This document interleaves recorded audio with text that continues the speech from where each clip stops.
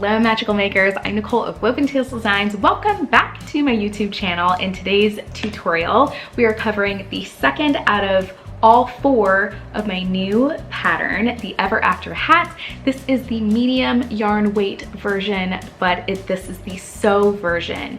In the previous video, the first one that I put out, I gave you the glue version.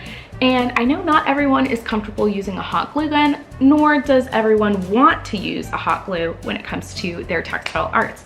So, of course, we're gonna come out with a sew version of this hat, and I hope you're ready. A lot of the same things are included in this video. I have listed all of the other versions in the description below. So if this is not the one you were looking for, you can quickly jump ahead to those links down in the description and it will take you where you need to go. Some really great things to know about this hat. This is much quicker to work up than the headband version of the Ever After ears because you're not covering the surface of a headband. This is also great for those that don't want to maybe wear a headband to the park, like little kids, men. Guys don't exactly wear headbands, and just anyone that's not really looking for the headband version. You want a sportier look, you want something more casual, something to cover the hair frizz that you get from the humidity. Like myself, I am always a hat person. I will pick a hat over anything else. Let's also quickly cover, before we get into the materials and tools, in case you've never done this pattern before, you've not worked up the headband version, I want to let you know what kinds of things we're going to be using as far as types of stitches and techniques, just in case you're curious to see if this is going to be the right project for you. So in terms of regular crochet stitches, we are going to be working up a single crochet stitch, half double crochet stitches, chains, slip stitches as usual. Aside from that, there are a couple of other techniques that we're using. So this is a different seaming method from the Ever After headband. It's much thinner, much more aerodynamic. So keep that in mind if you've made the other versions of this mouse ear look. You will have to know how to work continuously in the round. You will also have to be able to identify where the third loop of a half double crochet stitch is. I do take some time to slow down and show that to you before we dive into any of the seaming methods. That is the beauty of YouTube. You can slow things down, you can speed them up with the playback speeds in the settings of the videos. So I do slow down the more trickier parts. So know that I'm not gonna breeze through them and make you rewatch them a million times. I will give you those tools to be able to get through this pattern. Aside from the seaming, that is like the hardest thing that we're gonna do. This is the version without using hot glue. So you will have to do some light hand sewing. I promise you it's much easier than you think it is, and I will let you know with the tools section that's coming after this section of what is going to help you get through that part of the pattern, because I know that this is definitely some people like sewing, some people do not. I originally made it without the sewing because I prefer hot glue over everything, but I like to make it adaptable. Without further ado, let's dive into the tools and materials that we will need to go through today's Ever After hat tutorial.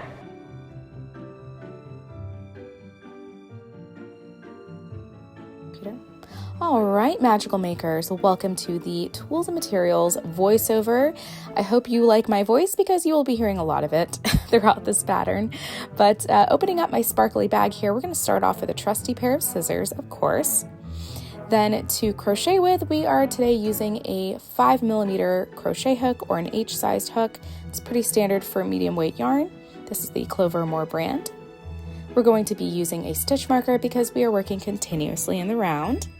And I weave in my ends as I go. You have been warned. We are going to need a tapestry needle, and just in case the fabric of your hat is a little bit too thick or tough to work through, just find a pointy-ended, large-eyed needle that is a little bit different from your usual tapestry needle.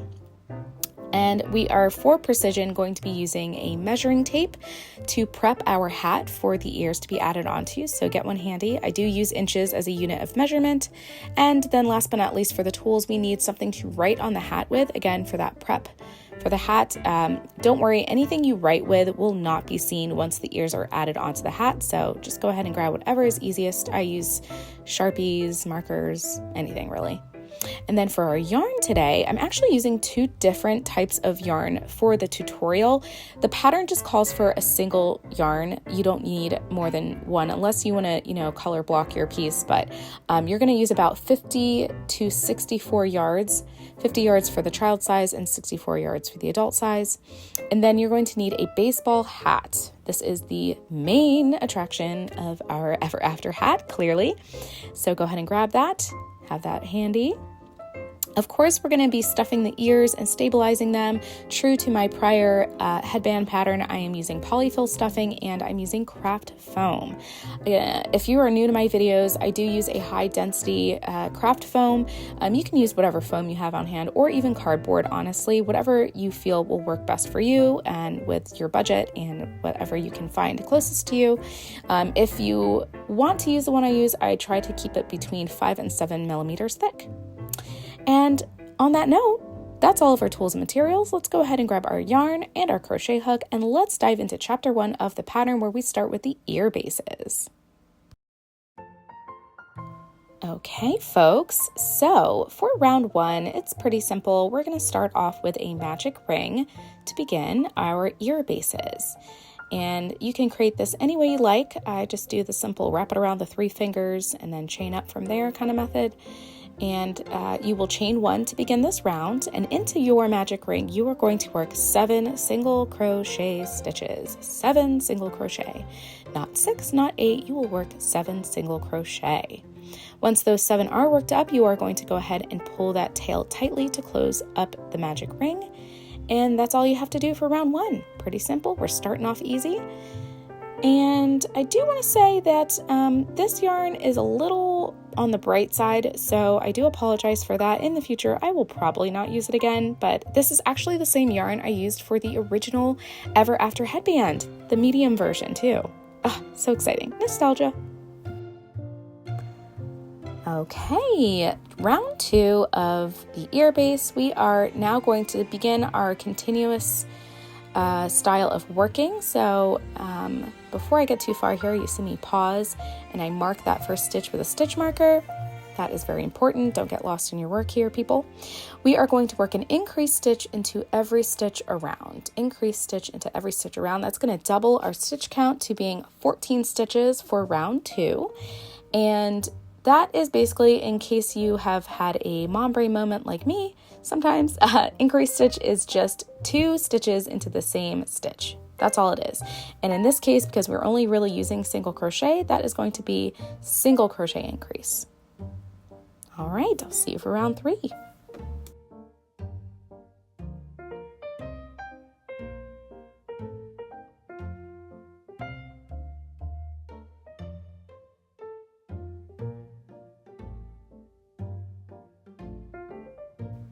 Okay, so for round 3, we're going to again continue on here with a typical increase pattern. So you are, for the repeat of this round, working single crochet into the next stitch and then increase into the next stitch. But before we keep going, this is a little bit of a hack. I retighten and knot that original working tail. At this point, I know it's super early in the ear base to be doing this, but it actually helps my tension remain consistent throughout the rest of this ear base, which is kind of important. You want this to have a pretty uniform look because it is a circle. People look for imperfections easily with them. If you're a recovering perfectionist like myself, just do yourself a favor and just knot that in the beginning. But yes, you're going to work that repeat all the way around, single crochet into the next stitch and increase into the next stitch to complete your stitch count total of 21 stitches for round 3 of the ear base. Go ahead and work that up and I will see you for round 4.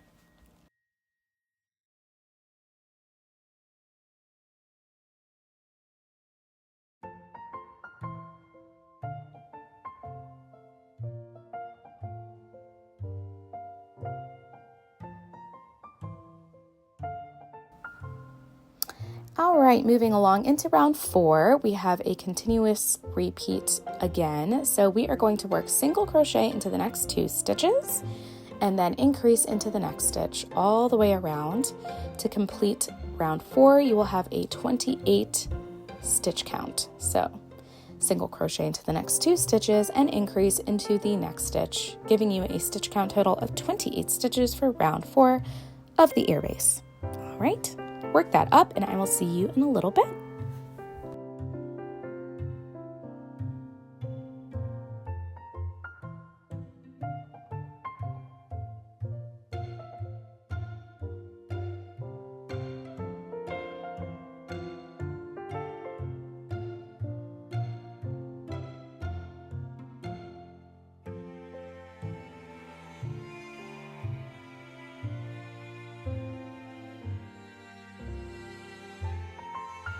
And into round 5 here, we have another increase round, you guessed it. For our repeat here, you're going to work single crochet into the next 3 stitches and increase into the next stitch, doing that all the way around until you reach a stitch count total of 35 stitches for round 5. Now, if you want to pause this, and if you're, again, a little bit of a perfectionist, it's okay to stagger these increases if you know what I'm talking about. I'm not going to run a tutorial on that because this video is already long enough, but it is possible to do it. But I do want to say, if that's your method, usually you don't really need to, because the very last round that we do is going to even out all of those increasing corners that you get when you normally increase in this way. So just know, if you want to do that, that's totally artist choice, but not really necessary.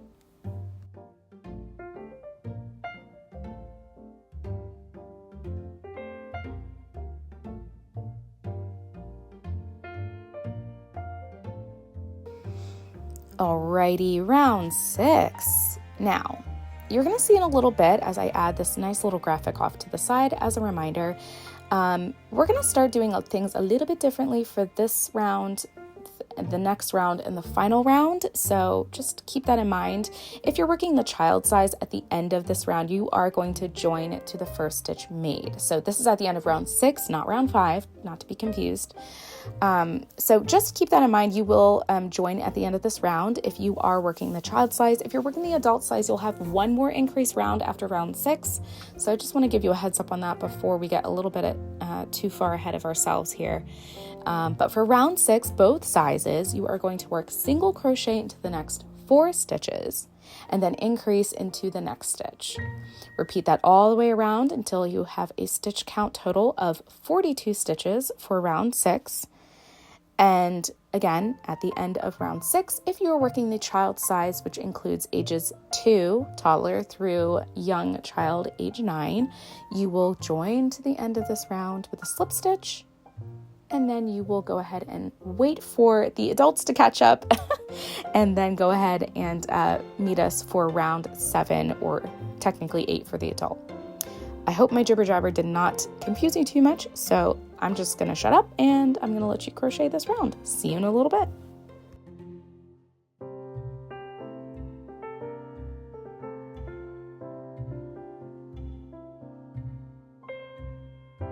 Okay, so like I said, we've reached the end of round 6. If you are working the child size, just like I'm about to do here, go ahead and take that stitch marker out, set it aside. You're not going to need it anymore. And then go ahead and join to the first stitch of round 6 with a slip stitch. And you will be working up a chain sequence to begin the next round, but we're going to do that together when we join the adults in a little bit. So join to that first stitch at the end of round 6, and I'll see you in a little bit for round 7. Okay guys, here we go, round 7. We are now going to do our last round of increases for the adult size. Our repeat continues as follows. Easy to remember, single crochet into the next 5 stitches and then increase into the next stitch. You're repeating that all the way around until you have a stitch count total of 49 stitches, and then you will join to the first stitch of that round to complete round 7. So again, adults only. No children here, or no child sizes here. Single crochet into the next 5 stitches and then increase into the next stitch all the way around, increasing for the last time, and go ahead and work that up, join to the first stitch made, and I will see you for the next part where we do a funny little round. It's almost like a row and a round combined. We're going around, but not all the way, you'll see. Again, I'm going to stop voicing over so that you can concentrate.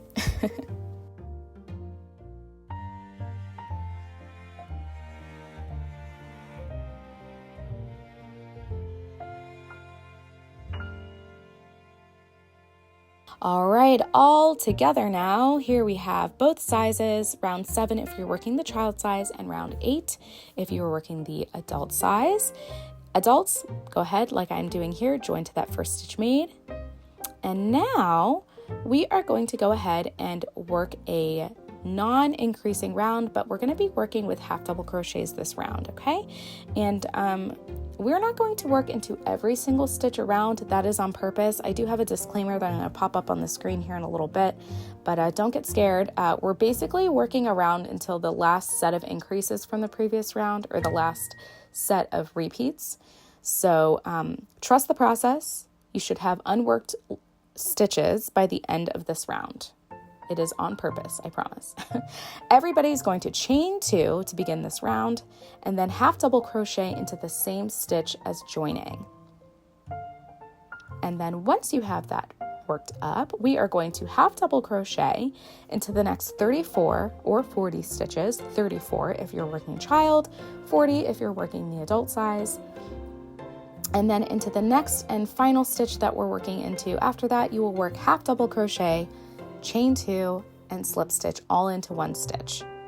So what we're doing is we're emulating the very beginning of this round where we had the join, the chain 2, and the half double crochet. You're going to finish the same way you started. So again, to begin this round, we begin with a chain 2, half double crochet into the same stitch as joining, then continue to work half double crochet into the next 34 or 40 stitches, and then finish with one more half double crochet, chain 2, slip stitch all into that next and final stitch. Once you are finished with this bit, very, very, very important, as I have it up on the screen here, you are going to fasten off with a 10 to 12 inch long tail for sewing. And trust me, you want to do it at this point and not have to reattach your yarn later. It will just be a headache and annoying. So fasten off with a 10 to 12 inch long tail for sewing, and then you'll set this piece aside for the seaming process later. At the end of this round, you should have a stitch count total of 36 or 42 stitches, and then you'll have 2 chain 2s. And if you have worked this up correctly and all your stitch counts have lined up and been correct, you should have a total of unworked stitches. You should have 6 to 7 unworked stitches. So 6 stitches unworked if you're working the child size, and then 7 stitches unworked if you are working the adult size. This is giving us a little bit of what I like to call that bitten cookie look, because we only have a certain portion of that last previous round unworked. So I kind of refer to this as the cookie in some places of the videos. Please excuse me. I just kind of come up with whatever jumps to my mind. I also have a toddler, so I'm always saying, hey, you want a cookie? If he does something good. Probably shouldn't give him that many cookies. Anyway, I'm rambling. Here we go. Once you have worked this up, you don't really need to weave in that original tail. Go ahead and just snip it off. And let's talk a little bit about this next bit here. Okay, so we're gonna pause the video here, all you happy people out there. You wanna make 2 more identical ear bases, similar to the one that we just made, working up rounds 1 through 7 or 8, fastening off that long 10 to 12 inch long tail, and then you will make a 4th and final ear base, but only working rounds 1 through 6 or 7. And we're going to use that smaller ear base that is not finished to be a template for the inserts that we put on the inside of the ear. And I'm doing this because I hate having to create printouts for people. I don't know how to do them. Plus, I don't want people to have trouble printing things out. So we use our ear base that's partially worked up as a template for something else. We're just using what we have here. So here are my 3 identical ear bases, the 2 new ones that I worked up and the first one that I showed you how to do it with. They all have those 10 to 12 inch long tails. We trimmed the original tails, hopefully. I probably didn't. I probably forgot. And now we are going to go ahead and work up that rounds 1 through 6 or 7 for our 4th and final ear base. And we're going to use that in just a second. But here's what it looks like. Pull up a long loop once you have that all worked up so it doesn't unravel. And I will see you in a little bit.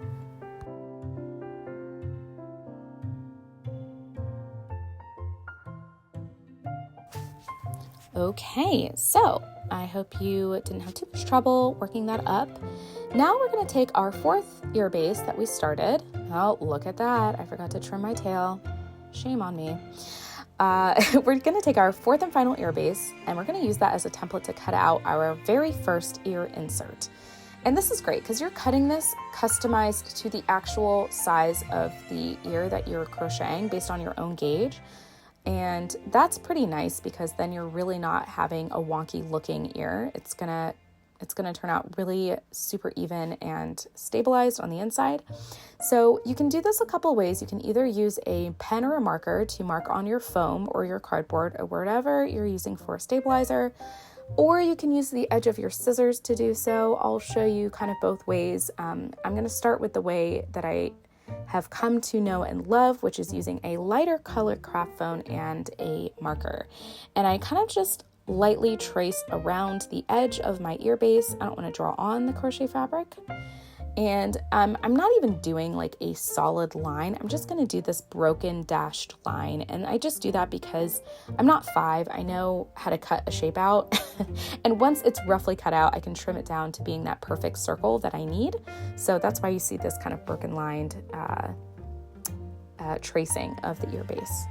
So set the ear base aside, cap that marker, and then we are going to just roughly cut this out. And sometimes I cut out, the part around it, and then I just trim it easily. I didn't do that this time. I did it the hard way, and I'm speeding it up for you so you are not seeing me struggle and grunt with discomfort in what I did. But yeah, just roughly cut that out first, get that shape out of the foam, set it aside, and then you're going to just trim off any rough looking edges and corners. Again, you did trace something that had slight corners to it because of the increasing that we had in those first 6 to 7 rounds. So I'm just trimming it down, making it as neat as I can. Making a perfect circle by eye is super difficult. Don't beat yourself up if you can't. Get it as close to a nearly perfect circle as you can get it. And then we do need to cut one more bit off of the circle. Once the circle is cut out, you do need to cut off the bottom of one of the edges of the circle. So go ahead and you can do this by eyeing it. You can place the ear base back on top of the kind of overlapping by maybe I would say 3, like a ½ inch, 1/4 of an inch to a ½ inch, and then just trim it down. That's actually kind of like a perfect size right there. It's probably the best one I've ever done. You guys are good luck. I did a good one on the video here.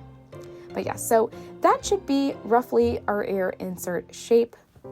If you were batching a bunch of these, I would say make a bunch of them at the same time. So that way you don't have to stop and do this process every time you're crocheting the ear bases. But as I place it on top of my ear base, I see that it's just under the edge, which is great. It's just under the circumference of the edge. And now I'm going to use that ear insert, to cut out a second ear insert. So that way I don't have to retrace and redo and do all the steps over again. I just trace what I have, cut the new shape out, and we are good to go.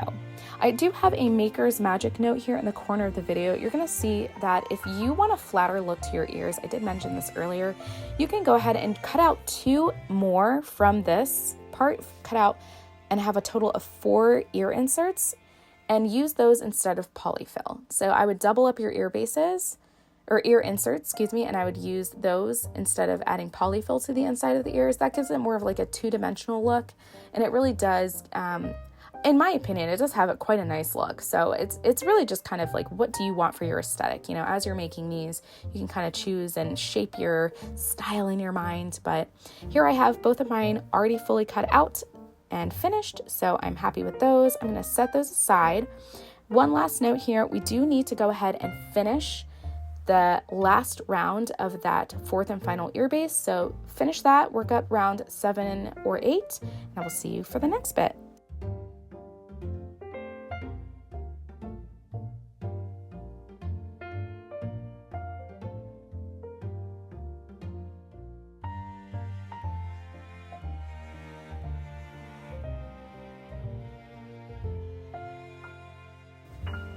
Alrighty folks, so we have all 4 of our ear bases finished, worked up. We have those 10 to 12 inch long tails that we fastened off with, and then we are hopefully we have all of our original tails trimmed. I think I see one that I missed. I'll probably trim that off in a second here. But I do just want to say, if you are working up variegated yarn for your ear bases like I do, I would absolutely try to take a second and decide which bases that you want to match up together. Especially if you're doing yarns that are like super stripy. If you want your ears to look a certain way, I would plan ahead and figure out which ears are going to look which way, you know? So I don't know if any of that makes sense, but this is where you just need to start really honing in those artistic choices. But I have picked my 2 that I will start with. I've set the other 2 aside.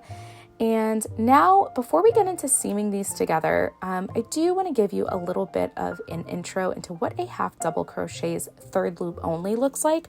I know I mentioned that at the beginning of this video as far as techniques that we will be using, so I do want to give you a bit of a head start on this knowledge, but I would still encourage you to find a YouTube video that also explains it in case I'm a little bit of a rambler and not your style of learning. But here we go. This is my explanation here. The half double crochet stitch has a back bar on the wrong side of the stitch that is pretty horizontal, and this should be super easy to get your hook or needle into. If I put it incorrectly, I am not going through then the back or front loop of the top of the stitch.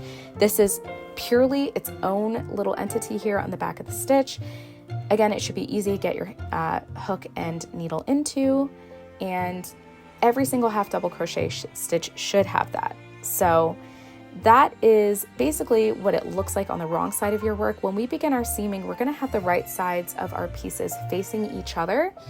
And when you go ahead to work into these third loops, they are definitely going to be a little tricky at the very beginning and the very end of the seaming method, just because the half double crochet stitches are going to be a little crowded by the slip stitch and chain 2 that we start and end with. So just a little bit of a heads up on that. If you find it difficult to get your hook into it, sometimes I use like the underside of the hook, the actual hook part. Oh, look at me trimming that tail. I did forget it. But yes, as I work through all these seaming stitches, you're going to see me kind of manipulate my hook to my advantage.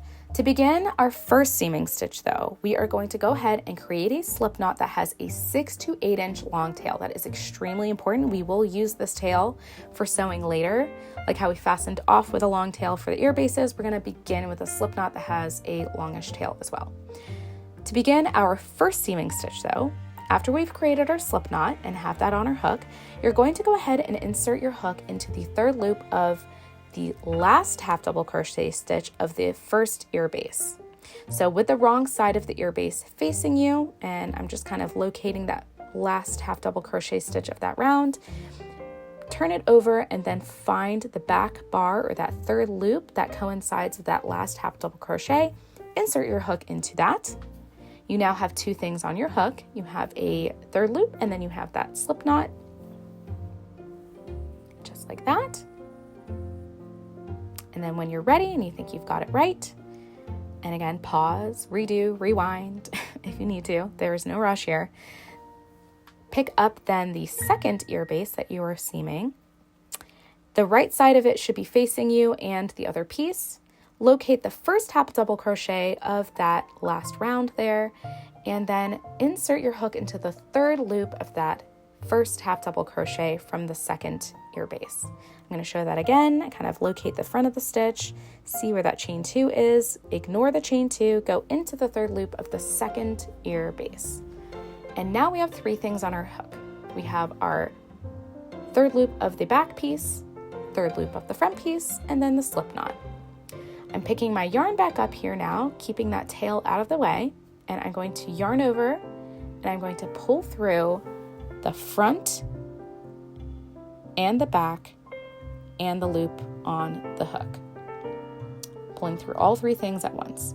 So what we did here is we just created a slip stitch and we used it to seam together both of those pieces, and we have our beginning long tail. And then we are going to just go ahead and seam up the rest of these stitches. They should easily match up at this point. You're going to start every seaming stitch by inserting your hook into the third loop of the next stitch of the front piece, inserting your hook into the third loop of the back piece, yarning over and pulling through all three things on your hook, the third loops and the loop on your hook. You're doing this all the way around into every single half double crochet stitch that is matched up with both front and back piece. And when I say front and back piece, I mean front and back ear base. I'm just calling them pieces now because they are pieces that we're seaming together. And you should, after you seam everything together, have a stitch count that is the same as the half double crochet stitch count from round 7 or 8. So you should have 36 or 42 slip stitches, or seaming stitches I refer to them as, for this seaming round. And as I'm working up a bunch now, the flow gets easier, it gets smoother, it's easier to identify where to go into next. If you need to, if you've never done this before, just take a pause and turn your work inside out so that you can see your progress so far. You shouldn't be going into the tops of the stitches at all, only the third loops, that's it. And you're gonna work this all the way around. And in a second, I'm gonna show you a little bit of a trick on how I keep my brain focused on the chain 2 of the previous round. All right, folks, so I do want to give a little bit of a tip here for not losing that very last set, that last seaming stitch here, because like I said before, with the chain 2 slip stitch that is with the first and last half double crochets, that stitch gets a little tight and the third loops can be a little bit tough to locate, or we can just forget about them altogether and then we're like one stitch short and we're like, how did I do that? So I use a stitch marker here to kind of go into both of those and keep those locked in together so I don't lose my place. And then I just work that last half double crochet and fasten off. There we go. We did it. You did it. Congrats. That's not an easy thing. This is the hardest part of this entire pattern. So if you struggled through this, but you got through, congratulations. This is what it looks like all seamed up. And go ahead and turn that inside out. And again, I hope you did fasten off with a 6 to 8 inch long tail for that very last seaming stitch, because that is super crucial. We started with a 6 to 8 inch long tail and we're going to fasten off with one. And now I just want to show you a little bit of a comparison here. With the original pattern, we had an ear strip that had kind of like that was like the middleman to seam the ear bases together, but we don't need that for this because we're not matching this to a headband, we're putting it on a hat. So this is why I did a more streamlined look. I think it looks so much nicer and I'm so thankful that I got it done. Now we're going to finish our ears. We are actually going to go ahead and quickly put that ear insert into our seamed up ear. Sometimes I fold it just to get it inside because this tends to be a little bit tighter than the original pattern's ears. And once you have that ear insert in there, making sure that it's pushed all the way to the top, I like to go ahead now and add a little bit of polyfill in. But if you're not doing the polyfill method and you want to stuff it with that second ear insert to give it more of a flat two-dimensional look, you can go ahead and do this now. And I'll show you kind of what it looks like with just the inserts. I think it looks really nice. And if you really didn't want to and you just wanted the one and no polyfill, you can totally do that too. Again, I'm just giving you the canvas to work with. These are the methods and styles that I've found really work well with the aesthetic of most mouse ears. Whether you buy them at the parks or, buy them from a small business owner. I like having options for how you can make things, so I'm just providing you with a couple of options. But here I am pulling my polyfill apart, making it a little bit thinner, and I'm stuffing it a little bit at a time. I don't like to overstuff my ears. That's just my personal style preference.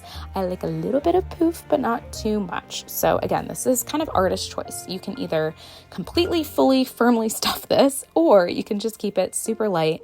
Just give it a little bit of a dimension so the stitch definition pops and it looks really nice. And there we go. That's about it. That is a prepped and finished ear. I hope you have found this not too crazy to deal with, but once you have it stuffed with the polyfill, you'll notice that those seams kind of disappear. And if you're like me and you've noticed here too that your insert was a little wide and it's stretching the base of your seams, you can go ahead and just pull that out and trim it down. I would rather you do that here than try to do it later, right before you sew it onto the hat. You don't want that kerfuffle. We want to do things in phases so the project seems doable and not as stressful. And crochet should be fun, so kind of, get ahead of yourself when you can. Now we're going to go ahead and pause the video. I want you to seam up and stuff and stabilize that second set of ear bases together, creating your second ear. Go ahead and do that, and I'll see you in a little bit. Okay, so our ear bases are seamed up, they are stuffed, they are stabilized, and they are ready to go to attach to the hat. Go ahead and compare them side by side and just make sure that you have evenly stuffed and that you don't notice any big mistakes, because once we add them to the hat, we cannot go back. All right, I'm pulling out my hat here. Let's get into chapter 2, where we go ahead and begin the prep of this hat for our ears. Okay, so now that we have our hat here, let's talk about a little bit of the anatomy of the hat as I continue to instruct you on how to prep it later on in this instruction. So most baseball hats, if I can be so bold as to group these together, most baseball hats have this certain seaming style where you get 6 sections through the main part of the hat. So we have the front 2 sections, we have the back 2 sections, and then the side sections. These side sections are what I'm using to determine where the ears will be placed, and other key components of the hat that I use to help me along with the measuring process, along with this sewing pin, by the way, that I'm bringing into the work. So just have one ready for yourself. I like to use the center button of the hat as a starting point for my measurements, and I also like to use these eyelets that you see on the hat. I know not every hat will have the button and the eyelets, but if you get one that's similar to mine, this is super helpful. There are ways to kind of jerry-rig the measuring, as you can probably assume and imagine, but know that I tend to use the button as the jumping off point and the eyelet as kind of like my North Star alignment for the center line of the side of the hat.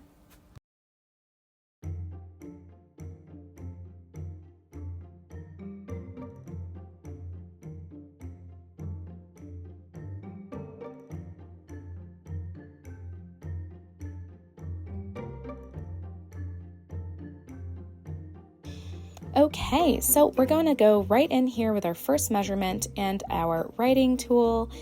I'm using a fine point Sharpie. We are going to begin our measuring tape to start at the center of that button. We're going to measure along down the side of the hat, keeping it in line with that eyelet that you see here, or as close to the center line as you can gauge if you don't have those eyelets. Use your discretion here. And then we're going to measure down the side of the hat, again, towards that eyelet, and find our mark at 1 1/4 or 1.5 inches. And that is where the ear is going to start its attachment. And so once you have carefully measured that out, go ahead and place a dot and then draw a line through that dot to get that first measurement kind of onto the hat. I start with a dot like you see right here, and then I carefully through that dot, making sure that it is perpendicular to that button there. I go ahead and draw a dash through it, making sure the dash only becomes 1/4 inch in length. You don't want it any bigger because then that's going to bleed out from underneath the ear once you attach it. Okay, and then from that first mark that we made here, we're going to move our tape measure down the side of the hat, staying in line with that eyelet that I talked about, and we are going to find a new measurement at 2 inches or 2.5 inches for our second mark. Place a dot at that mark and then draw a dash through it. And again, the differences in the measurements that I have given for this step and the last step is for the child or adult. So if you're working the child size, the first measurement will be made at 1 1/4 inches, second measurement will be made at 2 inches. If you're working the adult size, first measurement will be made at 1.5 inches, and the second measurement will be made at 2.5 inches. So this is basically based on the general bottom measurement width or length of the bottom of every ear. If your gauge has worked up to be very close to mine, this shouldn't be a problem. So, and then this is also the starting measurement that we made is based on how far apart I want the ears to be from each other. So for me, it's always a rule of thumb for the hats that I like the ears to be 3 inches apart from each other. So as you're seeing me make this first measurement on the other side of the hat, I'm repeating all those instructions for the other side of the hat. If I were to take my measuring tape and measure between those first measurements on the innermost parts of where the ears are attached, they would measure 3 inches for the adult size and then 2.5 inches for the child size. You can totally adjust that if you want to change where your ears start and stop. Make that choice before you write on the hat, maybe. Or if you simply just want to use the ears as kind of like the gauge of where, kind of place them on the hat and kind of make your marks or first marks that way, you can. I just like to be super precise with a measuring tape, so that is why you see me do it the way that I do. Okay, and now last step of the hat prep here, we are going to draw some dashed lines to connect the ends of those short lines together. So the first and second measurement lines, we're going to connect them with a dashed line each, and that is going to create this kind of rectangular looking shape. And, I have tried so many methods of figuring out the best way to help myself in the final assembly, and this was the winner. This is the part that took me the longest to yarn engineer when I was trying to figure it out. But look, the bottom edge of the ear now looks like what we drew on the hat. So if you drew it pretty close to that, you shouldn't see any markings coming through to the outside of your ears. So this is why I am not afraid to use a Sharpie here and not worried about if it bleeds throughout the inside of the hat, because you won't see it. And on that note, go ahead and do that for both sides of the hat as you see here, and I will see you for chapter 3.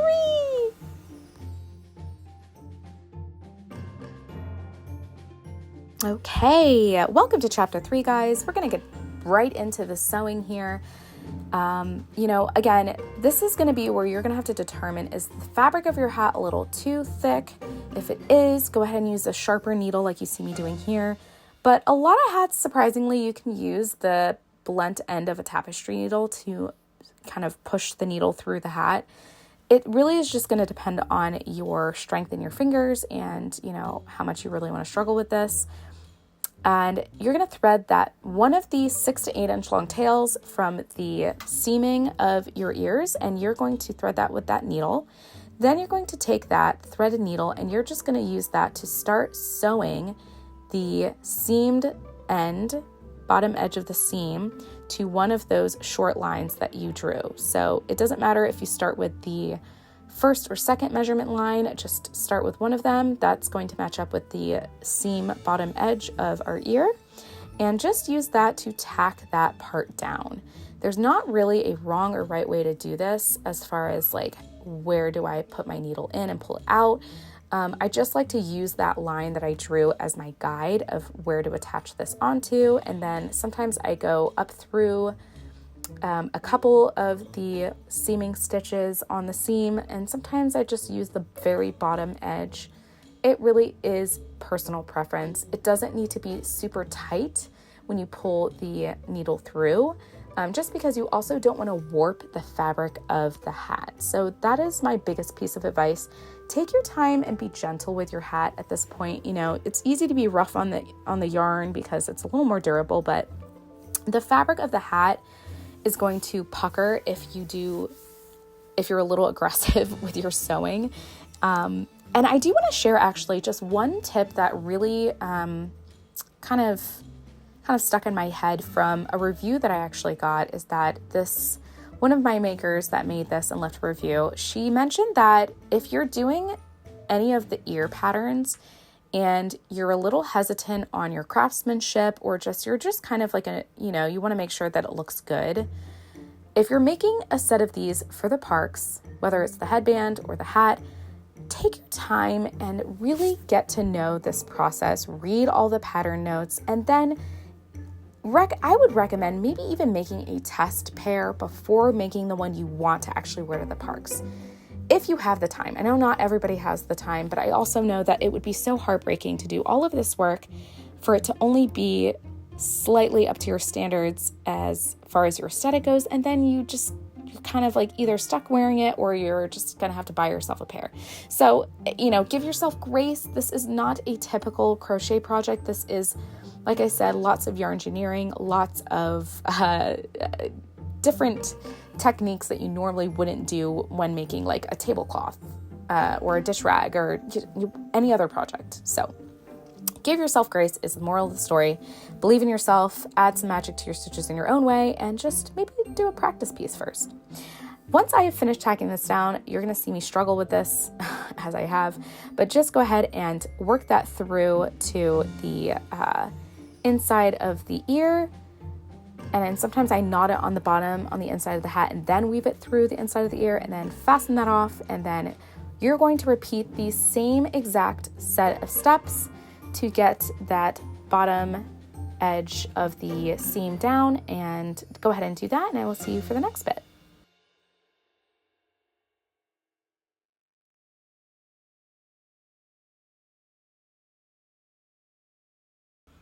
Okay, so now that we have those pieces sewn down, or those sides of the pieces sewn down, we are going to rotate the hat so we can have access to that dashed line that we drew and the unworked stitches of round 6 of the ear base.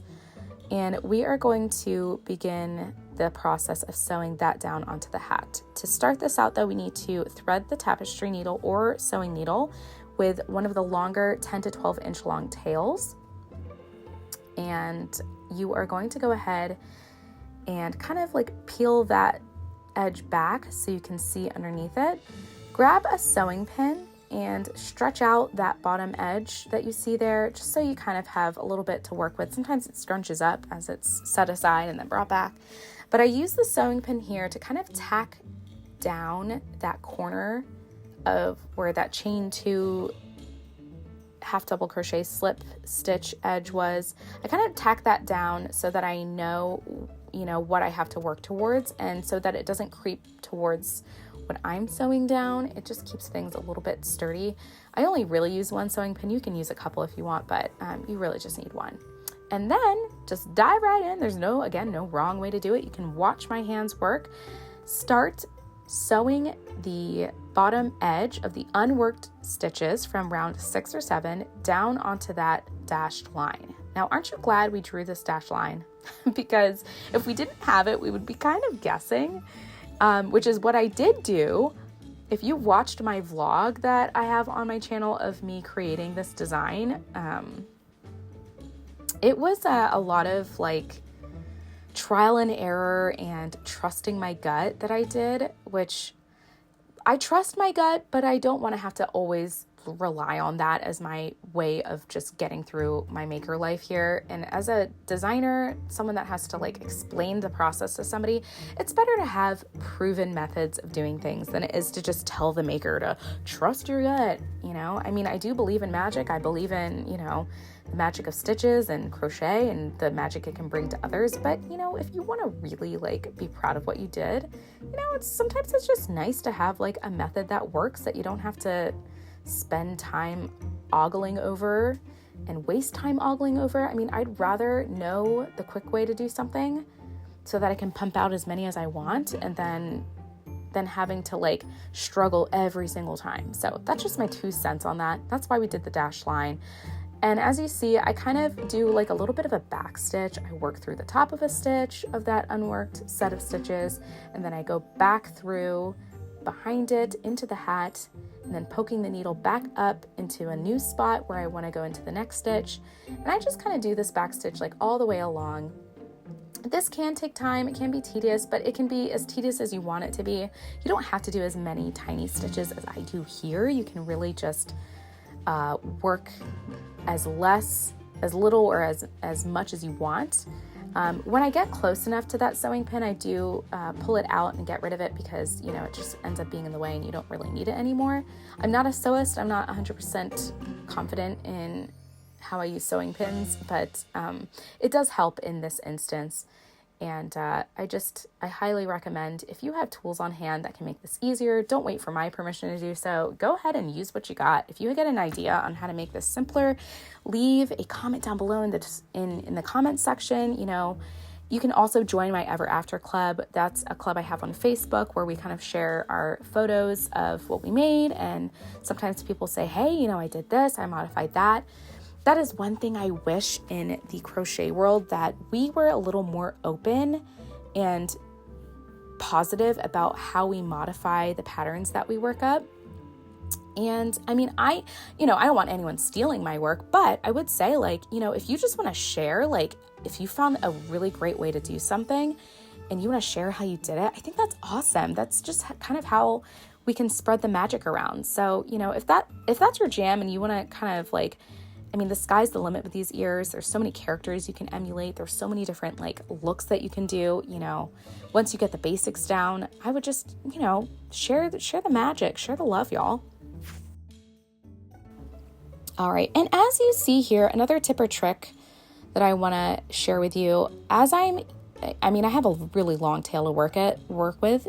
I like to use these chain twos to kind of close up that bottom seam, because it can be a little open with how we attach the ears initially to the hat. So kind of just use that chain two to kind of like sew that back up, and it'll make the construction of your stitches a lot more sturdy too. Again, I'm going to reiterate too here, as I'm working back along the way that I came. So I do sewing stitches in one direction and then I go back the way I came. You don't have to do this next part. I just do it because I'm a little bit of a control freak and I don't want my ears to be floppy. But you know, just be careful with how tightly you're pulling these stitches. I would rather you do more stitches to keep it stabilized than try to pull them too tight, and then your hat fabric puckers, and then, you know, the bottom edge of your ears look a little crazy. So take your time, and you're going to see me work into this other chain two, the first chain two, and kind of like get that down in there. I knot it on the underside of my work, and then I go ahead and I weave that tail, whatever's left of it, into the ear itself. And that's it. That's one bottom edge sewn down. Looks pretty good. Sometimes I kind of pull the fabric back out and I stretch it just to kind of give myself you know, more of an even look. Also, something to keep in mind too, if you have something to help yourself pull this needle through the fabric of the hat, I would recommend that. I did not do that. My fingers were so sore after filming this tutorial.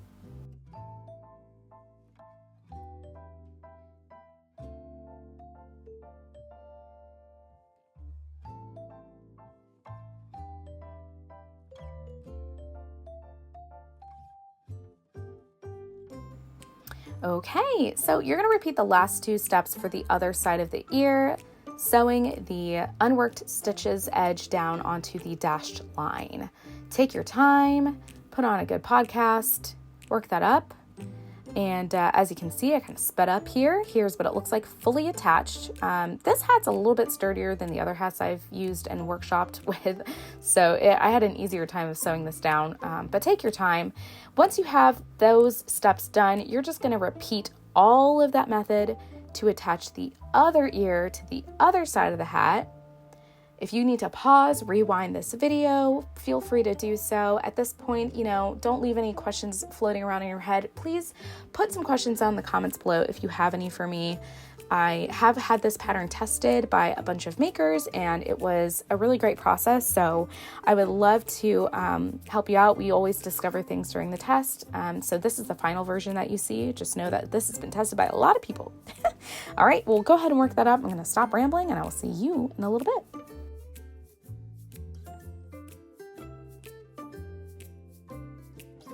Congratulations! You have made your first Ever After hat. I am so excited that you did. Let's go to my real face now for some closing thoughts and remarks. All right, magical makers, I hope you have enjoyed today's tutorial. Again, I'm Nicole of Woven Tales Designs. I enjoy making magical based patterns. I am a mompreneur, stay-at-home mom. So if you have any questions or comments about what you saw in today's video, please go ahead and don't hesitate. Leave those in the description below. I have always plenty of time for my followers and my yarny friends to answer any questions or just to chat about magical yarn makes. I also invite you to join my Ever After Club. It is a fun little Facebook group that we have to share our magical makes if you are interested in that. Don't be afraid to also tag me in any of your creations. I would love to see them. On that note, have a creative day, adding magic to your stitches in your own way, and I will see you in the next video.